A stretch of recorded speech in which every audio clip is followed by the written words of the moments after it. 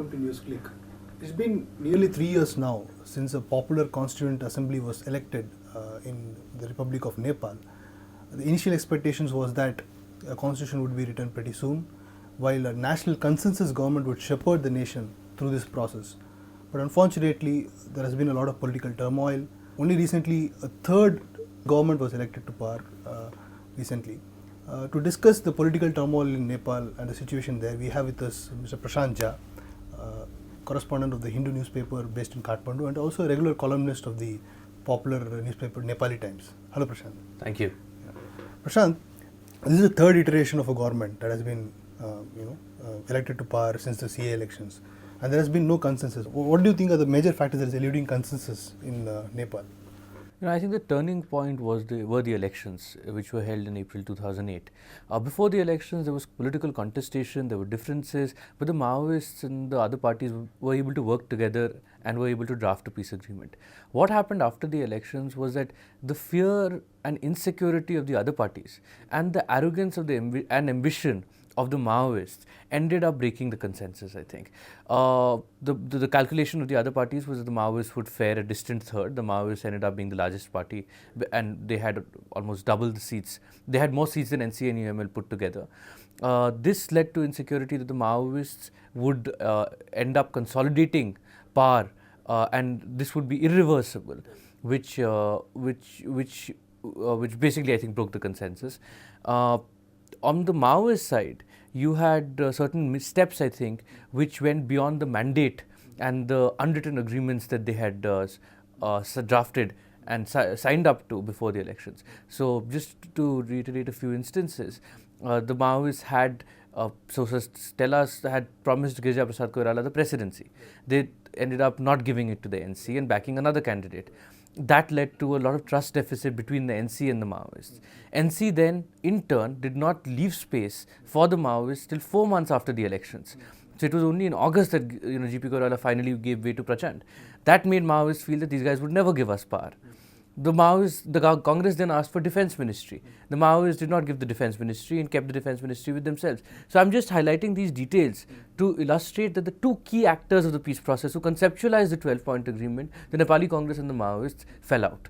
And I think that's where the consensus broke. But let me just say two more things. That if that was one relationship, the NC and the Maoists, there were two other relationships that guided the process in the beginning.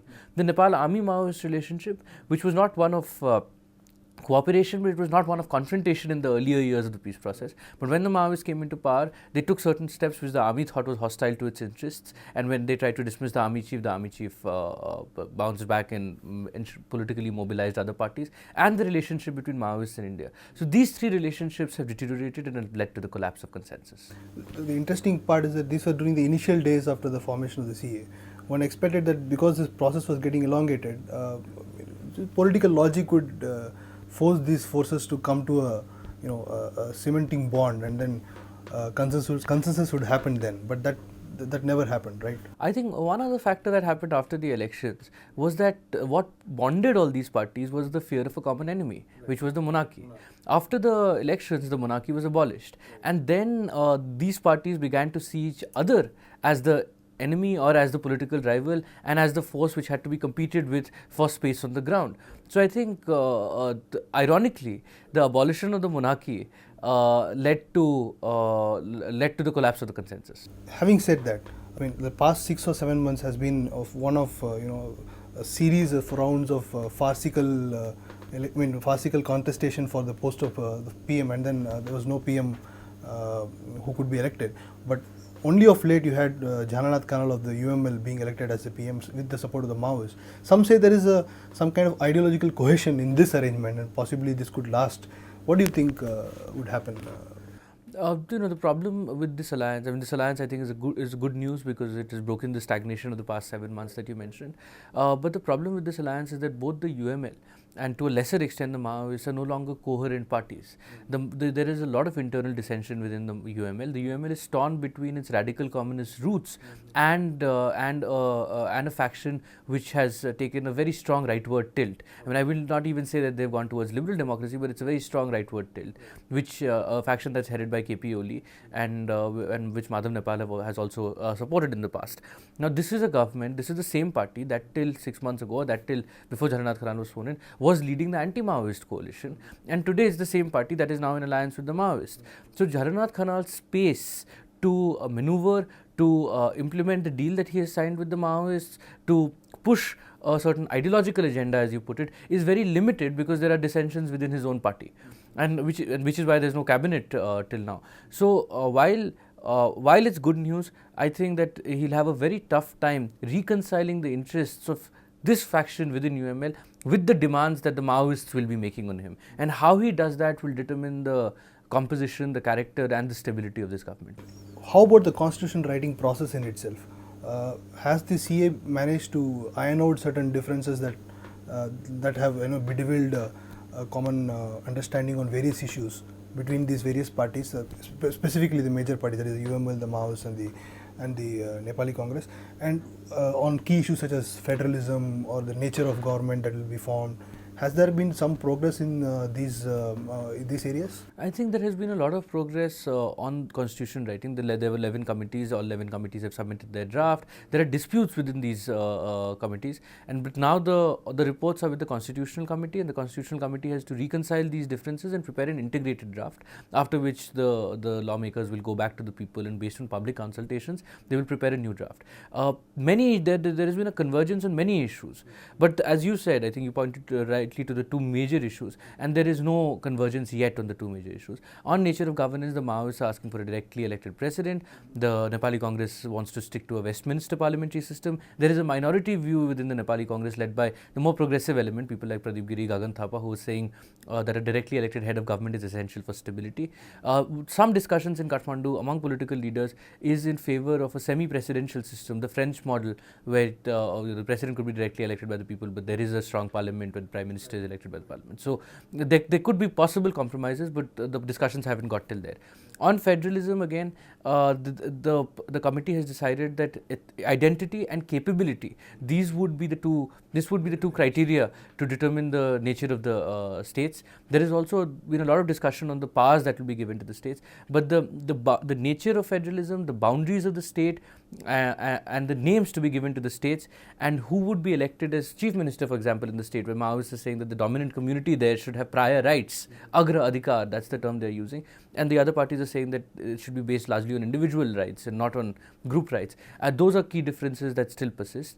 One of the points that people who want to bring about a compromise are now talking about is preparing a framework constitution, which is you attain minimum consensus on as many issues as possible, and you leave certain contentious issues for a state restructuring commission, or for referendum, or for future sovereign elected bodies to determine and amend the constitution subsequently.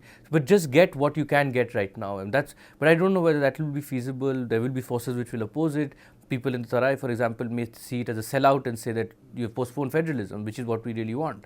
So, whether it's possible to postpone federalism, I mean, I think constitution writing on these issues will be a challenge. How about the other hindrance, or rather the other key issue that has gripped the polity in one sense, the integration of the former Maoist combatants into, or integration or even rehabilitation?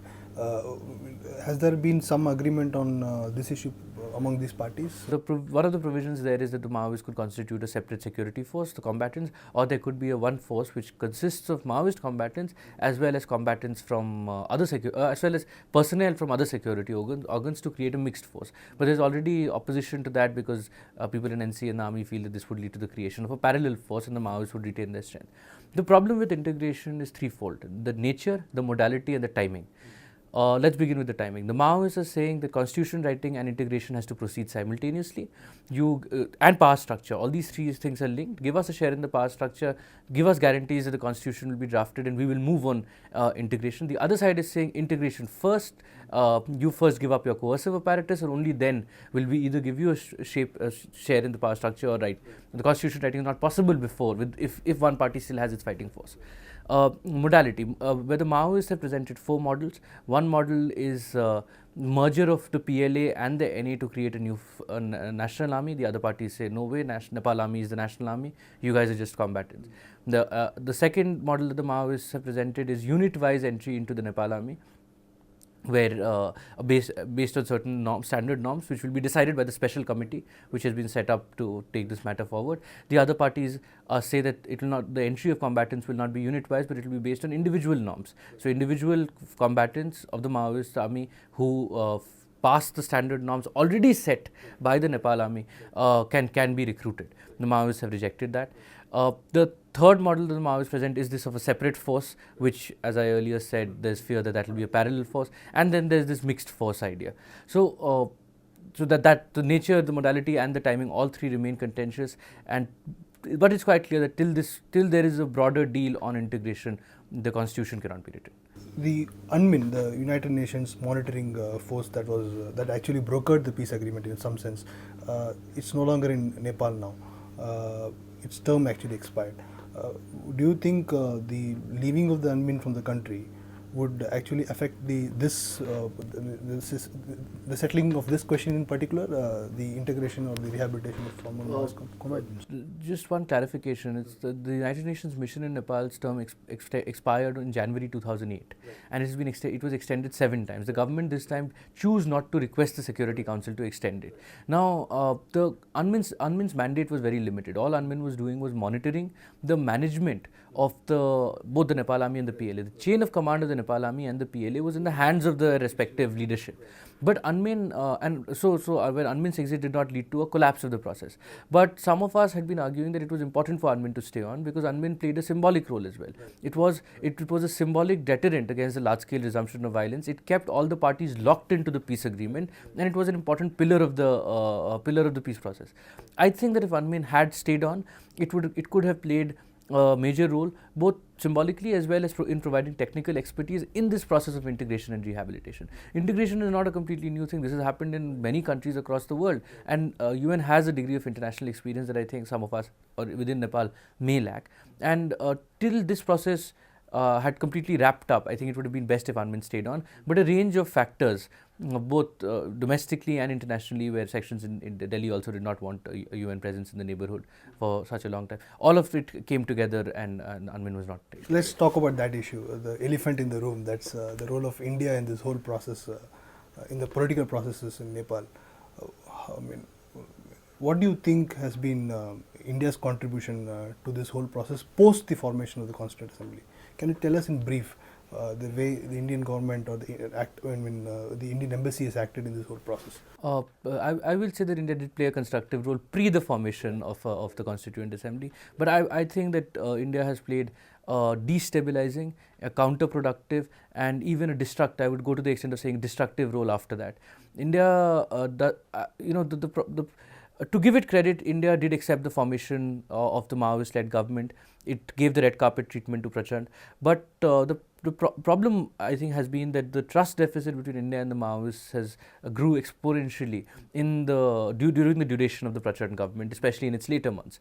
India began to feel that the Maoists were not committed to the peace agreement, that the Maoists were not committed to democracy, the Maoists would not be sensitive to their security interests when the Maoists tried to cozy up to China, and I think policymakers here felt that they could not allow in their terminology, an unreformed, strong Maoist party in power with its military apparatus across the open border.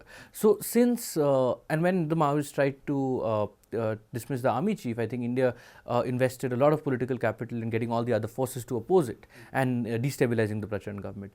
India has decided that keeping the Maoists out of power, in order to tame them, in order to weaken them, and in order to reform them takes precedence over the peace and constitutional process.